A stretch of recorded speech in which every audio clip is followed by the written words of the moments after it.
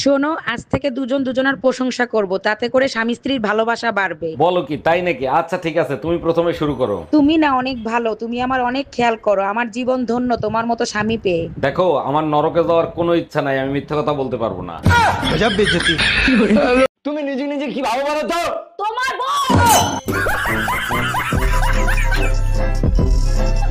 এই কই তুমি? শিগগিরই চলো, আমার বাবা স্ট্রোক করছে, হাসপাতালে ভর্তি করতে হবে। হসপিটালে ভর্তি করতে হবে না, তোমার বাপের ট্রিটমেন্ট আমিই করব। ফাইজলামি করো, তুমি ট্রিটমেন্ট করবা কিভাবে? তুমি কি ডাক্তার নাকি? তুমি ইউটিউব দেখে অখাদ্য কুখাদ্য রান্না করো, সেগুলো আমি খাই না। আমিও ইউটিউব দেখে ডাক্তার হইছি, তোমার বাপের ট্রিটমেন্ট আমিই করব।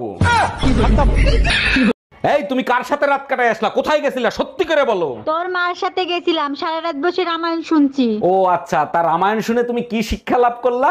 আরে রাখো তোমার শিক্ষা, আমি তো এখন পর্যন্ত বুঝতেই পারলাম না সীতা কার বাপ। हम इसका पति है, हमको सिर्फ फांसी का सजा चाहिए। আমি কোনো কথা শুনতে চাই না। লিটনের বউ যাচ্ছে, শাওনের বউ যাচ্ছে, পলাশ পণ্ডিতের বউ যাচ্ছে, আমার বউও যাবে। ঠিক কাজ করছো, এবার আমি যাবই। দেখ ভাই, তুই আমারে বুঝাইতে আসিস না, আমার বউ যাবে মানে যাবে। তুমি কারো কথা শুনবা না, এবার আমি যাবই। আমার বোন নাম লাগ টুম্পা। আচ্ছা বেবি, সবাই কোথায় যাচ্ছে আর আমি কোথায় যাব? পাগলা গারো দে বেবি। জামাই, তুমি নাকি আমার মেয়েরে বকাবকি করছো? কি করছে আমার মেয়ে? আম্মাজান, তার আগে বলেন কি খেয়ে আপনি এই মেয়েরে পয়দা দিছিলেন? আরে জামাই, কি হয়েছে বলবা তো, না বললে বুঝবো কি করে? আমার মা মারা গেছে, তার ছবির জন্য আমি একটা মালা নিয়ে আইছি। আপনার মেয়ে বলে আমার মার ছবির জন্য কেন মালা আনো নাই? রং চা খাইবা না দুধ চা? রং চা দেন ভাবি। কেন, দুধে কি সমস্যা? আচ্ছা ঠিক আছে, আপনি দুধ চাই দেন। থাক, জোর করে আর দুধ খাইতে হইব না, রঙই দিতে। কিসের এত অহংকার? ঘুম ভাঙলে সকাল, না ভাঙলে পরকাল।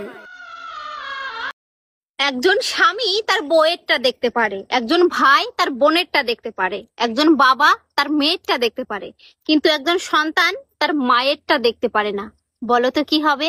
এই তুমি আশপাশের সব ভাবিদেরকে মিথ্যে কথা বলছো কেন? তোমার খাইসলত ভালো তো, তার জন্য। তাই বলে তোমার হইছে ক্যান্সার আর সবাইরে বলে বেড়াবা তোমার হইছে এইডস? কারণ আমি মরার পর যেন তোর আশপাশের ভাবিরা তোর থেকে 10 হাত দূরে থাকে। Bye bye Tata. অরুণ ভাই, মাঝরাতে এত আওয়াজ করলে নিচে তো আমরা থাকতে পারি না। আর ভাবি বলেন না, রোমান্টিক স্বপ্ন দেখে বউকে জড়িয়ে ধরে বলেছিলাম বেবি আই লাভ ইউ। বলেন কি অরুণ ভাই, তাই নাকি? তারপর কি হয়েছিল? লাথি মেরে খাটের থেকে ফেলায় দিয়ে বলে পাশের বাড়ির নতুন ভাবির নাম বেবি, তুমি জানলা কি করে? জানিস আমার কোনো বন্ধু নেই, अरे আমি আছি তো। আমার কোনো বয়ফ্রেন্ডও নেই, আরে আমি আছি তো। আমার কোনো ভাইও নেই। সেটা তো বাবা মার দোষ। বলিস কি, ওরা এত বড় সর্বনাশ হইলো কি করে? এই কে ফোন দিছে? কার সর্বনাশ হইছে? ওরে আর একমাত্র আল্লাহ ছাড়া কেউ বাঁচাতে পারবে না। আরে কার কি হইছে? কারে আল্লাহ ছাড়া বাঁচাতে পারবে না? আরে আমাদের মামুন আছে না, মামুনের বিয়ে ঠিক হয়ে গেছে। আজ তোরে বাঁচাবে কে? Bye bye Tata. আচ্ছা ভাবি, আমি যে আপনাকে রাতে ফোন দেই, আপনার জামাই দেখে না? জামাই দেখলে ফোন চার্জে দিয়ে রাখে। বুঝলাম না, আমি ফোন দিলে ফোন চার্জে দেয় মানে কি? আমি আপনার নাম ব্যাটারি লো দিয়ে সেভ ও করছি। আচ্ছা। আজকে থেকে তোর আর আমার ব্রেকআপ। হ্যাঁ ব্রেকআপ, যা যা। হ্যাঁ যাচ্ছি যাচ্ছি। বাস ট্রেন আর মেয়ে, একটা গেলে আর একটা আসবে। টোটো অটো আর ছেলে, একটা ডাকলে চারটে আসবে।